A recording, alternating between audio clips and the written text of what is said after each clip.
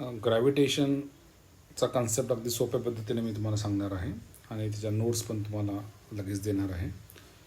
ग्रॅव्हिटेशनच्या कन्सेप्टमध्ये तीन महत्त्वाच्या गोष्टी आहेत की ज्या आपण ग्रॅव्हिटीने एक्सप्लेन करू शकतो. एक असं की आपल्याला अनुभव आहे की all the bodies fall on the अर्थ.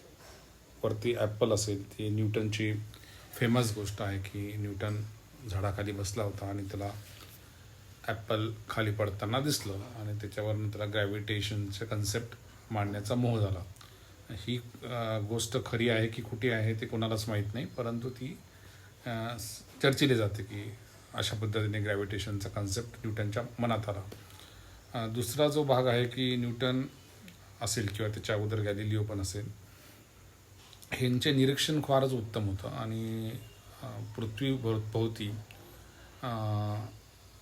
जो आपला चंद्र फिरतो त्याचं निरीक्षण असेल किंवा प्लॅनेट्स आणि अर्थ जे सूर्याभोवती फिरतात, तर हे सर्व ग्रॅव्हिटेशनने एक्सप्लेन करता येतं. हे आपल्याला या दोघांच्या कामामधनं म्हणजे गॅलिलिओच्या आणि न्यूटनच्या कामामधनं स्पष्ट होतं. तर ह्या तीन महत्त्वाच्या गोष्टी आहेत की ज्याचा विचार करून किंवा त्याची निरीक्षणं घेऊन न्यूटनने ग्रॅव्हिटेशनचा लॉ मांडला.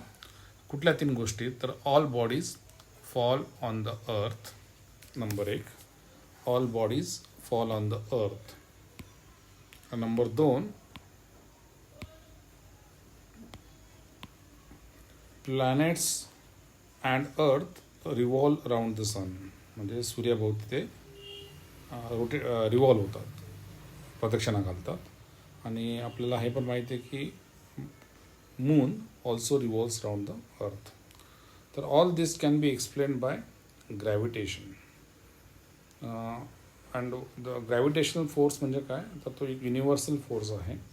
तो पूर्ण ब्रह्मांडामध्ये हा फोर्स दिसतो आणि every object experiences the gravitational force. This is the important point about the gravitational force. It is universal force. दुसरा पॉईंट महत्त्वाचा ग्रॅव्हिटेशन फोर्सच्या बाबतीत असा आहे की तो वीक फोर्स आहे, म्हणजे त्याची शक्ती खूपच कमी आहे. It is a weakest force.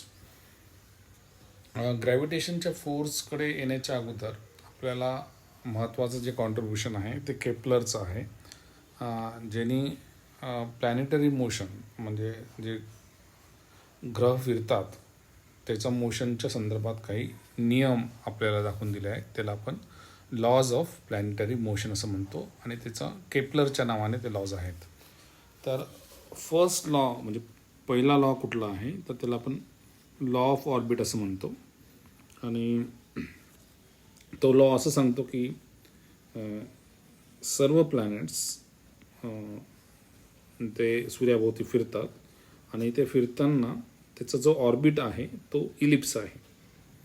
तर ही जी मी आकृती काढली ती इलिप्टिकल आहे. तर हे जे प्लॅनेट्स सूर्याभोवती फिरतात, म्हणजे हा सूर्य आहे सपोज आणि हा प्लॅनेट असा फिरतो आहे, तर तो प्लॅनेट फिरताना सूर्याभोवती गोलाकार नाही फिरत, तर तो इलिप्टिकल ऑर्बिटमध्ये फिरतो. आणि इलिप्स आपण भूमितीमध्ये शिकलो आहोत की इलिप्स जर आपण ही आकृती इलिप्सची आकृती जर समोर आणली तर त्याच्यामध्ये दोन फोकल लेंथ फोकस असतात. म्हणजे त्याला प्लुरल सिंग्युलर म्हणजे फोकस, एक फोकस आणि दोन असलं तर फोकाय.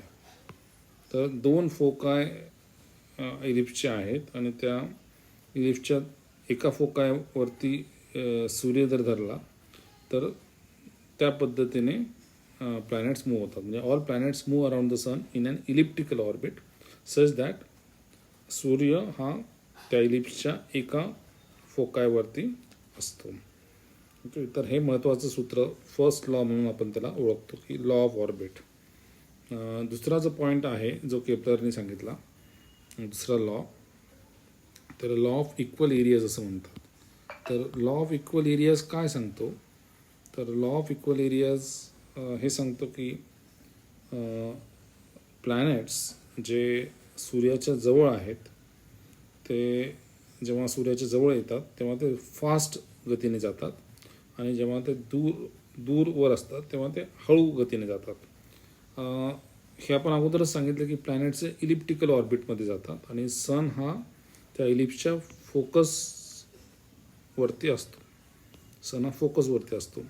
आता जेव्हा प्लॅनेट्स इलिप्टिकल ऑर्बिटमध्ये मूव्ह होत आहेत तेव्हा प्लॅनेट्स कधी सूर्याच्या जवळ असतील तर कधी सूर्याच्या लांबवर असतील. तर अशा वेळेस जर आपण असं गृहीत धरलं की हा प्लॅनेटची पोझिशन आहे आणि ही प्लॅनेटची पोझिशन आणि सनची पोझिशन ही जर आपण जॉईन केली, ही लाईन जॉईन केली, तर ही जी लाईन आहे तर ही line suppose initial line P1 आहे आणि आपण असं घड्याळ लावलं की घड्याळ सुरू केलं तर एका टाईम इंटरवल डेल्टा टीमध्ये हा प्लॅनेट इथून P2ला येईल किंवा PF म्हणू, इनिशियल PI म्हणू आणि फायनल PF म्हणू. तर अगोदर तो PI पोझिशनला असेल तर तो नंतर PF पोझिशनला जाईल एका ठराविक टाईम इंटरवल नंतर. तर अशा वेळेस ही लाईन जी आपण कनेक्ट केलेली आहे ही लाईन आपण जॉमेट्रिकली बघितली तर तो एक सेक्टर व्यापते. तर this is a sector. So this is the area of the sector. आता केपलरचा जो लॉ आहे सेकंड लॉ तो असं म्हणतो की हा जो एरिया ऑफ सेक्टर आहे हा एरिया आणि तुम्ही दुसरी कुठलीही पोझिशन घेतली प्लॅनेटची, समजा ही एक पोझिशन घेतली P आणि ही P' घेतली, तर ह्याच टाईम इंटरवल सेम ठेवला तर अर्थातच हा P या P' कडे जाईल. तर P आणि हा P' कडे जाईल. तर P' कडे जेव्हा जाईल तेव्हा त्याचा एरिया ऑफ द सेक्टर हा असा असेल. आता हे तर समजू शकतं की जेव्हा point PI goes to PF किंवा P गोज टू P' तो एक sector area is equal to sector. परंतु त्यात एवढंच सांगितलेलं नाही आहे. तर त्यांनी असं सांगितलेलं की केपलरने असं सांगितलं की तो जो एरिया आहे म्हणजे हा जो एरिया आहे आणि हा जो एरिया आहे ते एरियाज इक्वल असतील. म्हणजे काय स्टेटमेंट असं की लाईन जॉईनिंग द सन म्हणजे हा सूर्य, हा इथला सूर्य आणि प्लॅनेट, इट कवर्स, स्वीप्स म्हणजे covers equal areas in equal interval of time. आपण कुठला टाईम इंटरवल धरला आपल्या उदाहरणासाठी डेल्टा टी. तर डेल्टा टीमध्ये समजा हा एरिया असेल SPI PF, तर त्याच टाईम इंटरवलमध्ये हा जो एरिया आहे SP आणि P' तर दोन्ही एरिया म्हणजे एरिया SP P' सेक्टरचा area is equal to area SPI PF. कारण काय तर डेल्टा टी सेम आहे, टाईम इंटरवल सेम आहे. सो हा झाला law of equal areas equal असतात म्हणून त्याला लॉ ऑफ इक्वल एरियाज म्हणतात. याचाच अर्थ असा आपण जे बघितलं की त्यामुळे planets move faster when they are close to sun and they move slow when they are far off from the सन.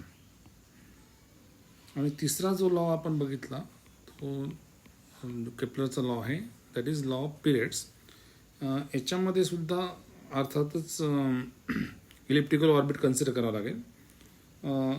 याच्यामध्ये एक कन्सेप्ट आपल्या लक्षात घेतलं पाहिजेत की हे दोन जे क्वांटिटीज आहेत म्हणजे पिरियड आणि लेंथ ह्या दोन्ही रिलेट करतात. तर सेमी मेजर ॲक्सिसची लेंथ, आपण जर इलिप्स शिकलेलो आहोत आणि आपल्याला माहिती आहे की इलिप्समध्ये हा समजा इलिप्स आहे तर इलिप्सचा ही जी ॲक्सिस असते मोठी ॲक्सिस असते त्याला मेजर ॲक्सिस असं आपण म्हणतो.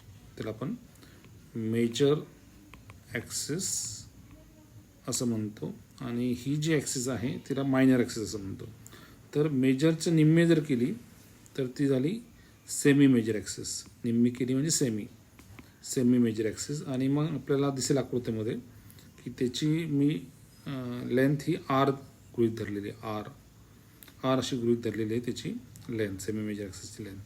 तर हा लॉ काय सांगतो की टाईम पिरियड. तर टाईम पिरियड म्हणजे काय? टाईम पिरियड म्हणजे वेळ, त्या प्लॅनेटला एक रेव्होल्यूशन करण्यासाठी लागणारा वेळ. म्हणजे समजा हा प्लॅनेट इथे आहे, इथून परत तो असा पूर्ण प्रदक्षिणा घालून इथपर्यंत आला तर तो जो वेळ लागतो त्याला आपण टाईम पिरियड म्हणतो. तर तो जो टाईम पिरियड लागणार आहे रेव्होल्यूशनला that is directly proportional to cube म्हणजे R⁻³ cube of semi major axis असं स्टेटमेंट आहे. So time period of revolution of a planet is directly proportional to, म्हणजे हाच लॉ आहे. हे जर तुम्ही लक्षात राहिलं, T square time period of revolution, T square of time period, फक्त टाईम पिरियड नाही, तर square of time period of revolution is directly proportional to the cube of the semi major axis. So T square is directly proportional to R cube is the law of periods. Okay, तर अशा पद्धतीने आपल्याला केपलरचे law समजतात.